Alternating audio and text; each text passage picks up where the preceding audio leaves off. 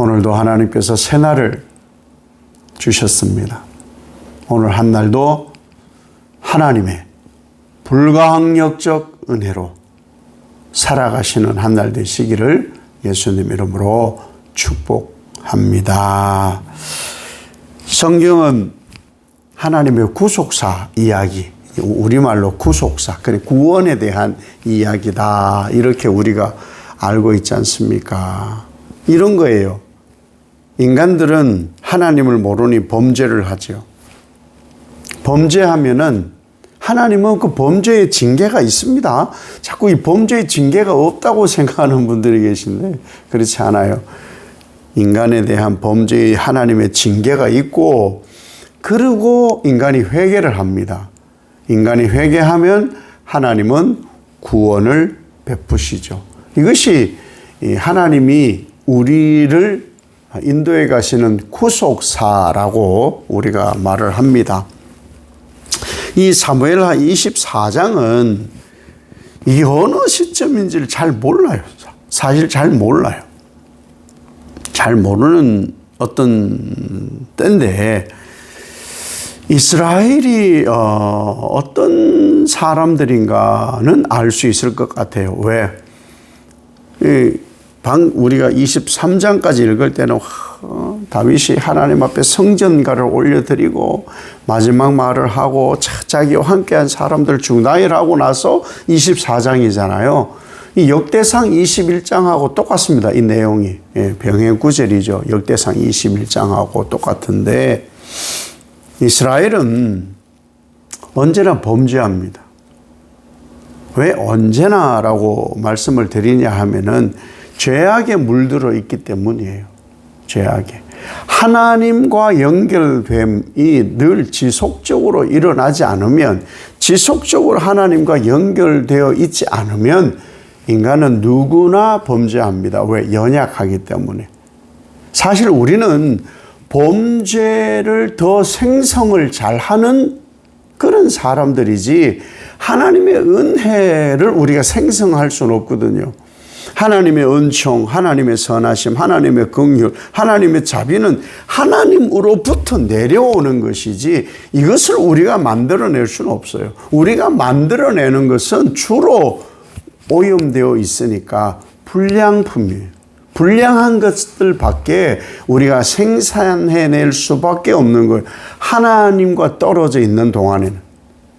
그러니 우리는 늘 불가항력적 하나님의 은혜에 붙잡혀 있어야 돼요. 이 칼빈이 말하는 거잖아요. 불가항력적 하나님의 은혜, 그 안에 있어야 돼요. 하나님께서 범죄한 이스라엘, 참 다윗이 쓰임 받거든요. 다윗이 어떤 면에서는 억울하죠. 이스라엘의 범죄를 다윗을 격동시켜서, 충동시켜서, 이 격동시키다가 쿡쿡 찌르다 해봐 이런 뉘앙스거든요. 다윗을 충동을 시켜서 여호와께서 인구 조사를 시켰다, 이렇게 되어 있어요. 그렇죠? 근데 역대상 21장에는 사탄이 그래요. 이 부분은 참 달라요. 완전 내용이 그 부분은 달라요. 오늘 여기 주어는 여호와께서 이렇게 돼 있잖아요. 여호와께서 진노하셨다. 이스라엘의 범죄 때문에. 그래서 다윗을 격동시켰다 이런데, 역대상은 사탄이 일어나 이스라엘을 대적하고 다윗을 충동했다, 이렇게 되어 있어요. 왜 역대기에는 사탄이고 여기 사무엘서에는 여호와냐?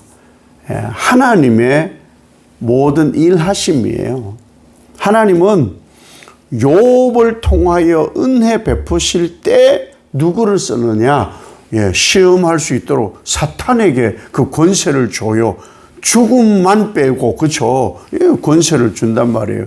그러니까 모든 것은 하나님의 섭리와 역사 속에 있다, 이렇게 이해하시면 되겠어요. 약하니까. 근데 왜 이 이스라엘 백성들이 이렇게 하나님을 진노하게, 하나님이 화나게 하실 만큼 죄를 지을까? 아니, 은혜를 부어주시잖아요. 은혜를 부어주시잖아요. 근데 왜 이스라엘이 범죄해요? 이걸 우리가 알아야 돼요. 왜? 죄가 해소가 안 된 거예요. 해소가 돼야 됩니다. 죄가 예수 그리스도의 보혈로 정말 완전히 씻겨져야 돼요. 그래도 죄 짓거든요. 자범죄를 짓거든요. 계속 죄 짓는 거예요. 근데 예수 그리스도 안에 있으면 성령의 조명이 있고 인도함이 있어서 우리는 죄를 생각지 않게 되어 있는 그러한 하나님의 사람인데, 이것이 해소되어지지 않고 하나님의 불가항력적 은혜 속에 있지 않으면 죄는 억눌려 있게 되는 거예요. 해소됨이 아니에요. 억눌려 있는 거예요. 억눌려 있는 거예요. 제가 좀 많이 미련하고 참 아직도 성정이 예수를 안 닮아가지고 말다툼을 주로 해요. 제가 잘못 못나서 말다툼을 집사람하고 하면은 옛날 호레이 다음에 먹던 얘기를 제가 해요. 어리석다 이런 생각을 하고 나서도 아찔하거든요. 그런 생각, 그건 하면 안 되거든요. 그러니까 반대로 그런 집도 있다 그래요. 아내를 화나게 하면 아내들이 언제쯤부터 얘기하느냐. 연애 시절부터 그때 섭섭한 것을 막 끄집어낸다고 그래요. 예. 우리는 사실은 이 죄를 해소를 못 시켜요, 우리는 해소할 수 있고 죄를 없애고 있는 그런 존재가 아니에요. 우리는 못해요. 그러니까 내가 죄를 자꾸 해소할 수 있다고 생각하는데 아니에요. 예수 그리스도의 보혈로 완전히 사함을 받아야만 되는 거예요. 근데 그 사이에, 살아가는 사이에 죄라는 것이 하나하나 쌓여요. 이게 억눌려 있는 거예요. 다시 말하면 쌓아두는 거예요. 아니, 왜 은혜를 쌓아야지 죄를 쌓아두냐는 거죠. 그런 거예요, 그런 거. 그래서 이 마음먹은 죄가 드러날 수밖에 없어요. 우리는 안에서 심령에 마음 먹은 것이 입으로 나오거든요. 예, 그걸 없애야 되는 거예요, 그걸 없애야 되는 거예요. 그것이 성결한 사람이라는 것이죠. 그것이 드러나면은 하나님은 뭐 하시느냐? 범죄에는 대가를 치르게 해요. 이걸 알아야 돼요. 자꾸만 우리는 뭔 죄를 지어놓고 회개했으니 됐어. 아니요. 회개했으니 된 게 아니에요. 예수 그리스도의 보혈로 죄 사함을 받았잖아요. 그럼에도 불구하고 계속 죄 짓는 것은 그럼 예수님을 몇 번 죽여야 돼요? 그렇지 않다니까요. 하나님은 인간의 범죄에 대해서 징계하시고, 징계하면은 인간이 회개하면은 구원, 건지신다. 이것이 하나님의 구속사예요. 이걸 놓치면 안 되는 거예요. 그러니 죄를 지으면 안 돼요. 인구조사가 왜 죄냐? 인구조사가. 아니, 숫자 세는 게 그게 뭔 죄냐? 요압이 참 지혜로운 말을 하잖아요. 요압이. 하나님은 얼마든지 우리에게 숫자를 배나 더 주실 수도 있다. 하나님이 이스라엘을 강성하게 하시는 분 아니냐? 강하게 하시는 분 아니냐? 그런데 다윗 왕이요. 왜 사람 숫자 세는 걸 기뻐하세요? 하나님이 충동시켰다 그랬잖아요. 하나님이. 왜 이러냐? 군사력이 있으면 뿌듯하거든요. 그게 자기 힘의 과시가, 힘의 과시. 김정은이 왜 자꾸 이 핵을 놓지 못하느냐? 힘의 과시. 우크라이나 전쟁을 하는데 이 푸틴이 왜 자꾸 핵무기 쏜다, 너희들 자꾸 까불면 핵무기. 근데 왜 못 쏘냐? 전 세계가 너 쏘기만 해. 가만 두나 봐봐. 이러고 있으니까 그런 거예요. 예, 왜? 힘의 과시예요. 힘의 과시. 힘의 과시는 어디서 오느냐? 하나님 없는 데서 오는 거거든요. 하나님 없는 데서 오는 것이 힘의 과시예요. 힘의 과시. 그런데 왜 굳이 하나님은 이 다윗을 충동하느냐는 거예요. 하나님은 잊지 않는 것이 뭐냐? 다윗과 같은 인생을 살지 않아야 된다. 어떤 범죄함. 그래서 다윗의 집안에는 칼이 끊임이 없고 재앙이 끝이 없다. 이 얘기를 하셨잖아요. 범죄함이에요. 범죄함에 대해서 이 다윗은 소스라치게 놀라고 긴장하고 있기 때문에 이스라엘이 그러지 않기를 바라는데 하나님이 하시니 방법이 없어요. 그래서 인구 계수를 하는 거예요.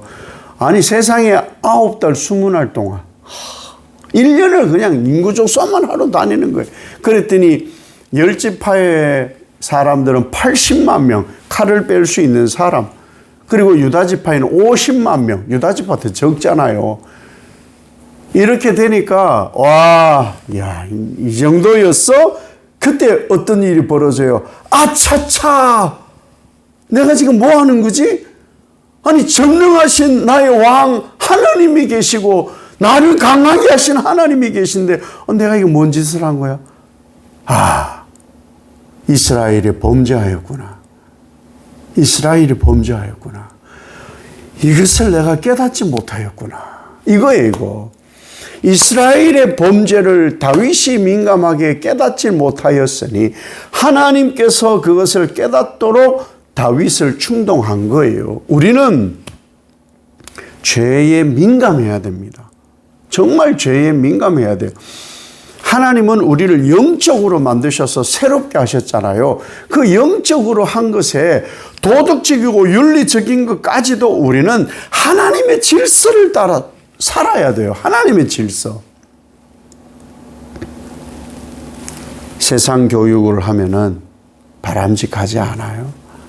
그건 일부예요. 하나님의 영의 교육이 필요한 거예요.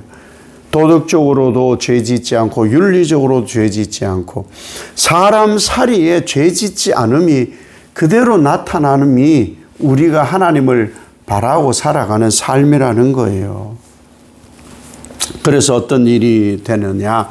하나님께서 이스라엘의 범죄함을 깨닫게 하시려고 힘의 과시함을 보고 이거 뭔가 잘못되었다. 하나님께 회개함으로 다윗이 나아가게 되잖아요. 그리고 그 범죄에 다윗이 회개하였으니 용서하여 주시옵소서 하고 난 다음에 하나님께서 범죄에 대한 3가지 징계를 제안하시잖아요. 그 중에 하나, 사흘 동안 전염병이 있게 하옵소서. 그러면 이 죄 사함을 받겠나이다. 예, 죄에 대한 징계는 있습니다. 그래서 전염병으로 7만 명이 죽습니다. 7만 명이. 이것이 하나님이 하시는 일인 거예요. 우리는 무엇을 바라고 살아야 되느냐? 오직 하나님. 생각을 해보세요. 한번 해봅시다. 하나님이 베푸심이 부족할까요? 부족하지 않아요. 우리가 잘못해서 부족하다. 우리가 체감하지 못해서 자꾸 부족하다 하는데 하나님은 부족해 하지 않아요. 아니 넉넉하신 하나님이 너 한번 굶주려 봐. 나 요것만 더 먹지 마. 이러지 않는다고요. 광야에 있을 때 만나도 충분히, 메추라기도 충분히, 반석의 물도 충분히, 무슨 1인당 공급하듯이 이렇게 하지 않는다. 충분하다. 적게 난 오늘 늦게 나가서 적게 거두었어. 어떻게 하면 좋아? 적게 거둔 이도 부족지 않고, 이야, 오늘 부지런을 떨었더니 많이 거두었어. 많이 거두어도 남지가 않는다. 이게 하나님의 공급의 법칙이에요. 그러니 우리는 뭘 하는 사람이냐? 하나님의 은혜 아닌 것이 없구나. 그 속에 죄를 살펴야 돼요. 죄. 뭐가 잘못되었지? 그것을 항상 살펴야 하나님의 불가항력적 은혜 속에서 무조건적 사랑을 받으면서 우리는 살아갈 수가 있습니다. 오늘 한날 눈 떠보니 이 땅이지요. 후회 없이 사시기 바랍니다. 하나님의 은혜 안에서 나는 죄짓지 아니하리라. 하나님의 무조건적이고 불가항력적 은혜 속에 나는 살아 하나님만 바라며 천국을 소망하는 한날이 되리라. 이 은혜의 축복이 가득한 한날 되시기를 예수님 이름으로 축복합니다. 아버지 하나님, 감사합니다. 다윗을 통해서 많은 것을 깨닫습니다. 범죄하면은 하나님의 징계가 있으며, 그럼에도 불구하고 하나님은 무조건적이고 불가항력적 은혜로 나를 채우시고 먹이시고 입히시고 인도하사 하나님의 소망의 항구에 다다르게 하시는구나. 오늘도 이 은혜가 가득하여서 하나님을 소망하는 은혜의 날 되게 하옵소서. 예수님 이름으로 기도 올리옵나이다. 아멘.